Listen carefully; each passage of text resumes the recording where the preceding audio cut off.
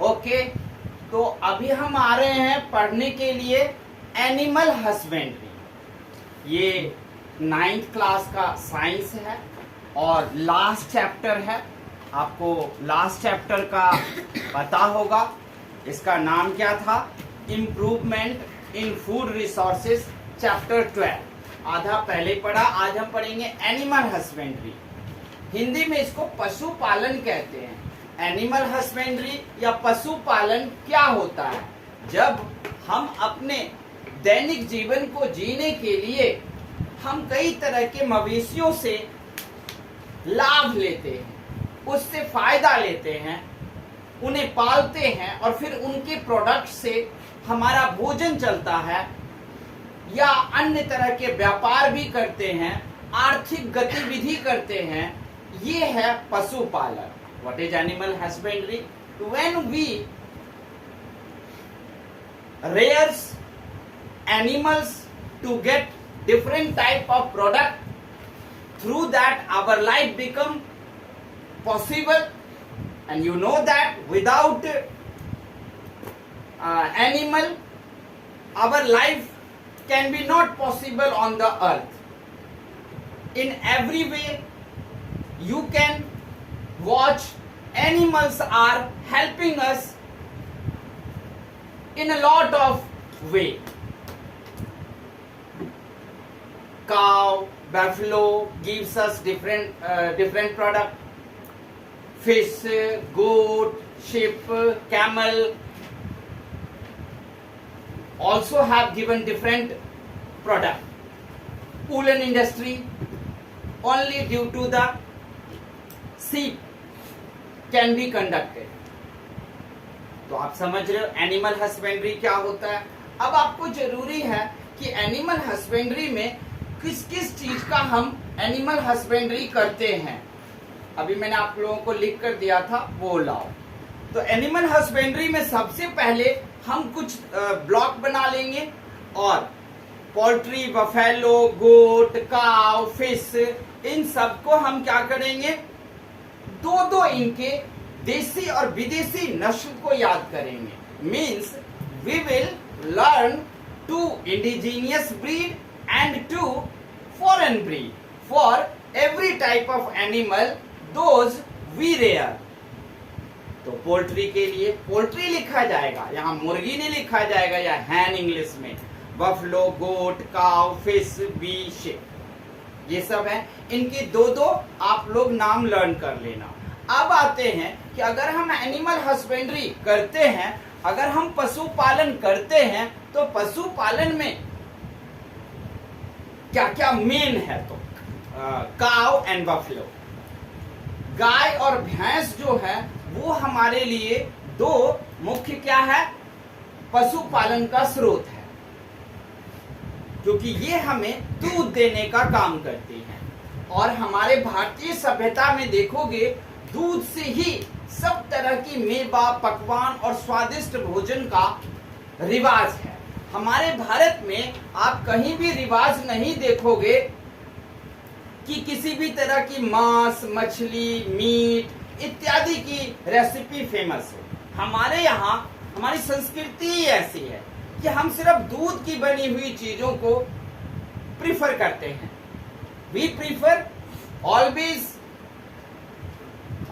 the product those have made by the milk, always we prefer it. हमारी संस्कृति में है ही नहीं कुछ। तो आपको फिर देखना होगा, जैसे आप ह्यूमन का नाम सुना है, तो ह्यूमन को का भी साइंटिफिक नेम होता है। तो ये आप लोगों को पेपर में आएगा, याद रखना। काव और भैंस, जैसे इंसान हुआ तो होमो सेपियंस, आप लोगों को पहले मैंने रटवाया था। अब आप देखोगे कि हम क्या कर रहे हैं, गाय और भैंस की भी याद कर लो। आपको पता है आपकी बुक में एनसीईआरटी में लिखा हुआ है, देख लो। यहाँ पर में लिखा हुआ है कि इंडियन कैटल में अगर देखो तो काव का साइंटिफिक नाम है बोस इंडिकस, और भैंस का यानी कि बफेलो का साइंटिफिक नेम है बॉस बुबेलिस। क्या नाम है?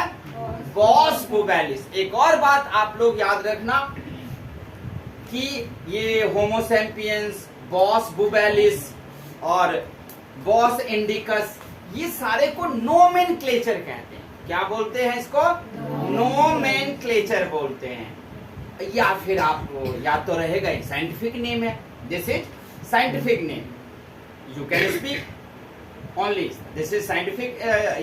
और according to science word there is nomenclature word for it, so you can also speak nomenclature। ये है। इसके अलावा आप इसके याद कर लेना दो, जैसे कि आपको आता है मुर्रा, जर्सी, साहिवाल, ये सब आपको गाय या भैंस यानी कि बॉस इंडिकस और बॉस बुबेलिस के ये आपको नोमेनक्लेचर मिल जाएगा।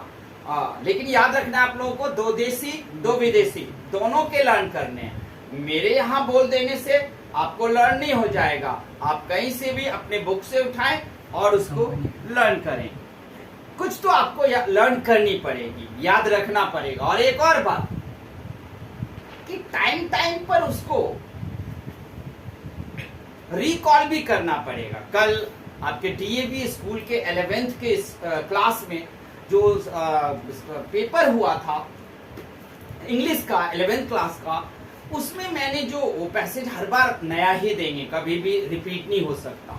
तो उसमें क्या था कि teacher is depositor and students are depository.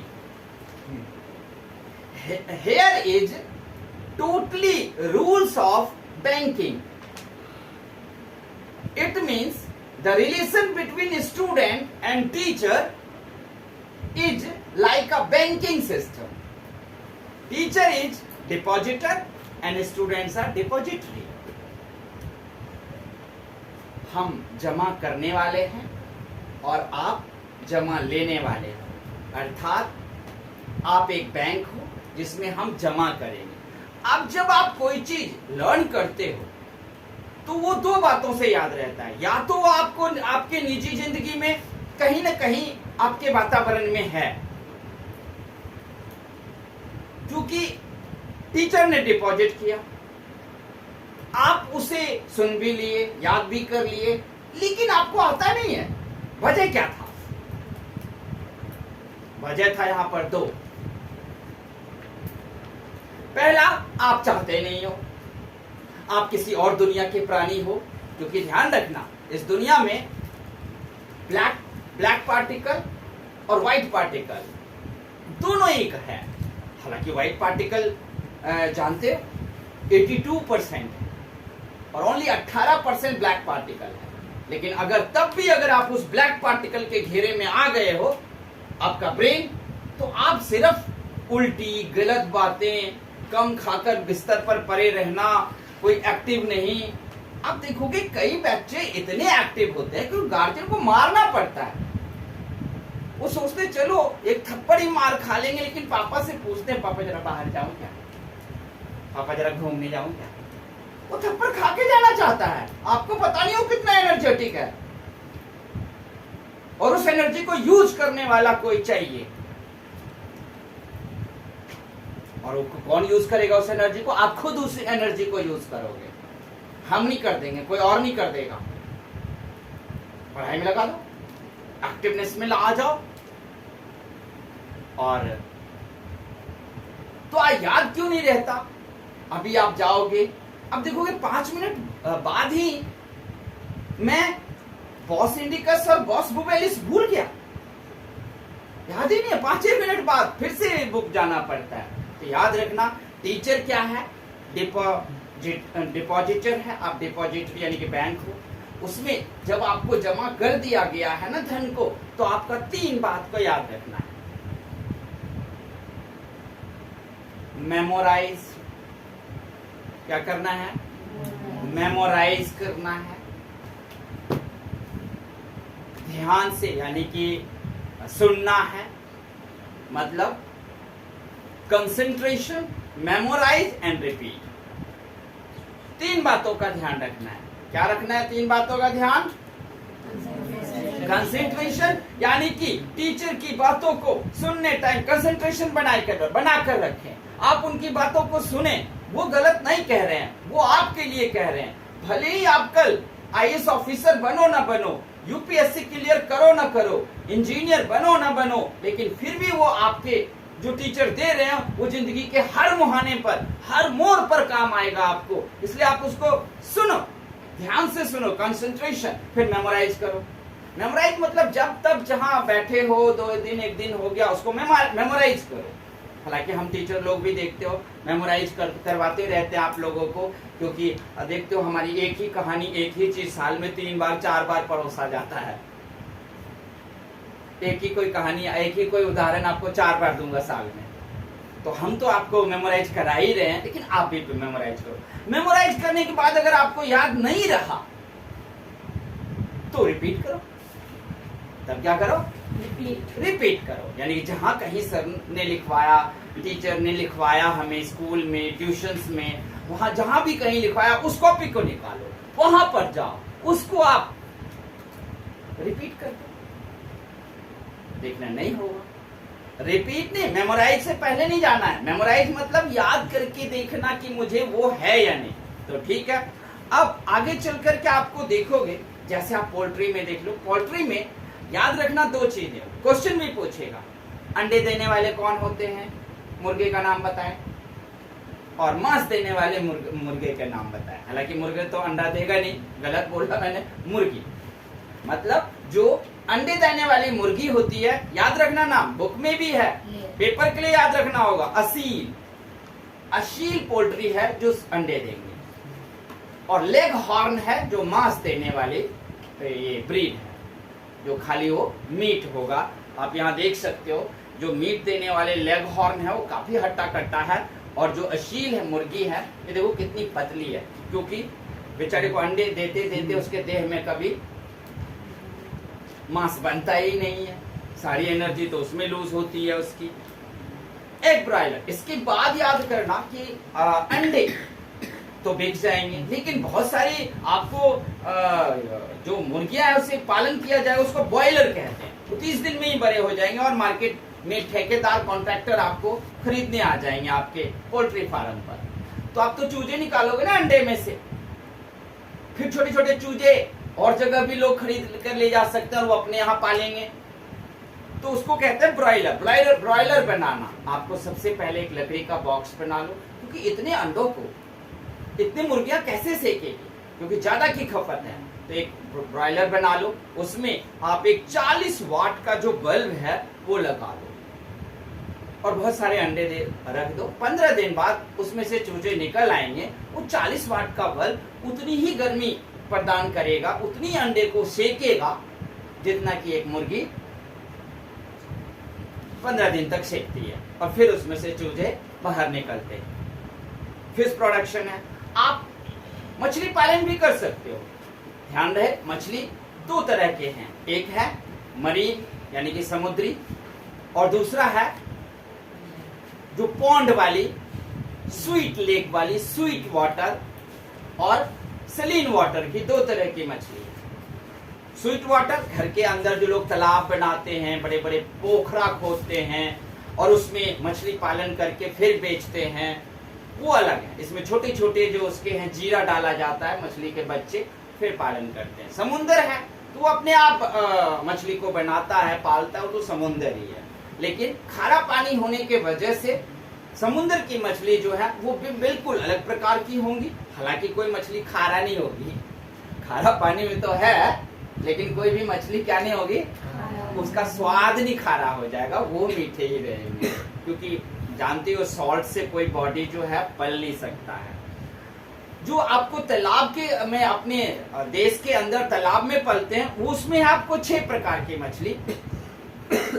आप देखोगे यहाँ लिखा है कटला, सिल्वर कॉर्प, रोहू, ग्रास कॉर्प, मृगल और कॉमन कार्प, ये 6 तरह की मछली हैं। 6 मछली का एक बात याद रखना, कोई भी मछली किसी का खाना नहीं खाती है, ये 30 दिन में बड़ी होती है, ये साइंटिफिक चीजें हैं। इसको साइंटिफिक लोगों ने स्टेम सेल को जोड़कर एक नया ऑर्गेनिज्म ही बना दिया है। ये वो मछली नहीं है जो नेचुरल ढंग से तालाबों में होती थी।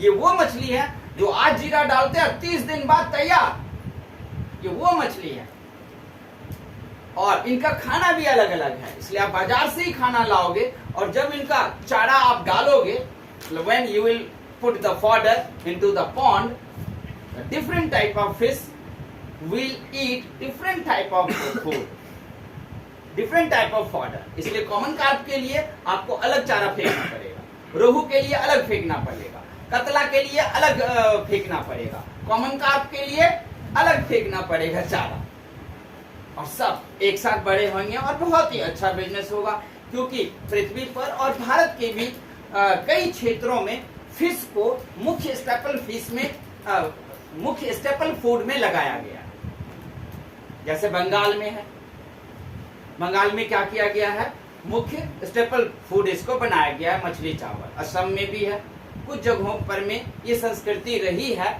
कि आप मछली खा सकते हो और जगह पे नहीं है। और मीट या मांस खाना तो हमारी संस्कृति में कभी से रही ही नहीं, बस कुछ क्षेत्रों में फिश मछली है।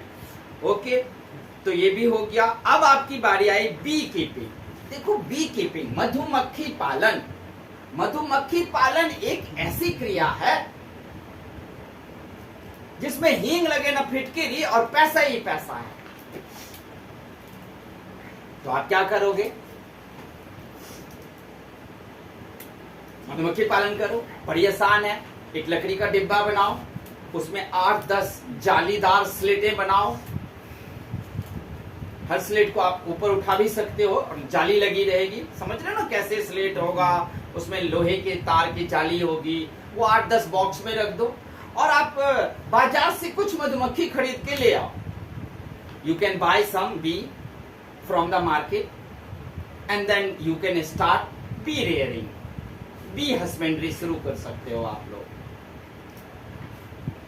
आप देखोगे बी में है Apis cerana indica, commonly known as Indian bee. Indian bee में है आपको एपिस सेरेना इंडिका और A dorsata and A florea the little bee and Indian bee variety, और A mellifera is the Italian breed.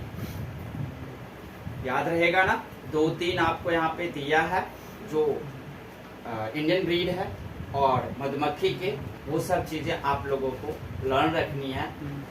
बच्चों, ये कुछ चीजें आपको याद रखनी ही पड़ेगी और याद ना रहे तो हमारी बातें याद रखना, और नहीं हो तो हमारे चैनल पर जाकर के आप मन क्यों परेशान रहता है, कैसे 90% हम प्राप्त करें, वो भी आप वीडियो जाकर देख सकते हो। मैं बड़ी मेहनत करके बहुत सारी किताब, 1200 किताबें पढ़ा हूं मैं। 1200 किताबों के अध्ययन से मन क्यों परेशान रहता है, उस पर में हमने वहां पर एक कहानी बनाकर महात्मा बुद्ध और एक राजा को, दोनों को की कहानी हमने बताया। उस कहानी से आप समझ जाओगे कि मन जो है परेशान क्यों रहता है और 90% अबव कैसे जा सकता है।